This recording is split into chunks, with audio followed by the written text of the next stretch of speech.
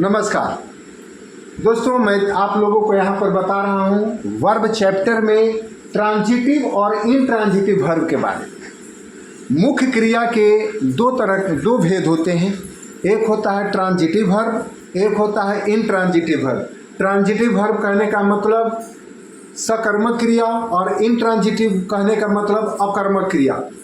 आप लोगों को इसको डील करने से पहले मैं बता दूं, ट्रांजिटिव मतलब होता है सकर्मक, वह क्रिया जो कर्म लेता है, और इनट्रांजिटिव मतलब कि वह क्रिया जो कर्म नहीं लेता है।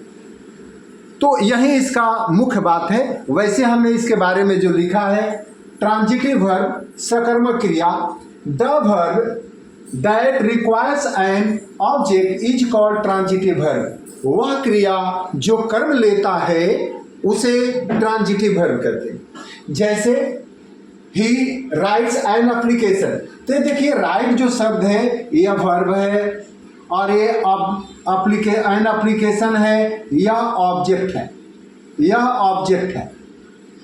तो यह राइट जो शब्द है यह ट्रांजिटिव वर्ब है।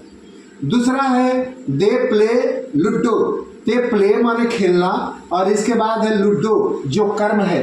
तो यह जो प्ले जो शब्द है यह ट्रांजिटिव वर्ब हुआ। क्यों हुआ?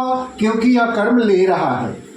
आई सिंग ए सॉन्ग, सिंग माने गाना, सॉन्ग माने गीत। तो गाना ये जो शब्द है ये वर्ब है और यह ऑब्जेक्ट लिया है ए सॉन्ग, यह इसलिए ट्रांजिटिव वर्ब है। समझ गए? ट्रांजिटिव वर्ब क्या कौन होता है? वह मुख्य क्रिया जो ऑब्जेक्ट लेता है वह ट्रांजिटिव वर्ब होता है। अब देखिए इनट्रांजिटिव वर्ब, इनट्रांजिटिव वर्ब अकर्मक क्रिया, the verb that does not require an object is called intransitive verb. वह क्रिया जो कर्म नहीं लेता है वह इनट्रांजिटिव वर्ब कहलाता है। जैसे ही वॉक्स, वो चलता है, इसमें कर्म नहीं ले सकता है। दे लाफ, वे लोग हंसते हैं। क्या हंसते हैं? पता नहीं, ये कर्म नहीं ले सकता, ये भी कर्म नहीं ले सकता। सी रन्स, वो दौड़ती है, वो क्या दौड़ती है? पता नहीं। यू क्राई, वह रोता है, तुम रोते हो, क्या रोते हो? पता नहीं। चलिए इसका मुख्य बात मैं बता रहा हूँ कि अगर आपके सामने बहुत सारा transitive verb intransitive verb mix करके रख दिया जाए तो आप कैसे आइडेंटिफाई करेंगे कि कौन ट्रांजिटिव है कौन इनट्रांजिटिव है? तो देखिए आप लोगों को एक बात मैं बताता हूँ, कोई भी क्रिया हो उसके साथ आप व्हाट से, व्हाट मतलब कि क्या से सवाल करेंगे। मान लीजिए कि लिखना, वह क्या लिखता है? तो कोई जवाब दे सकता है, वो पत्र लिखता है, आवेदन लिखता है, कहानी लिखता है, कविता लिखता है। वह खेलता है, खेलना, वह खेलता है, क्या खेलता है? लूडो खेलता है, फुटबॉल खेलता है, क्रिकेट खेलता है। हम जवाब दे सकते हैं। वह गाता है, वह क्या गाता है? भजन गाता है, गीत गाता है, कजरी गाता है,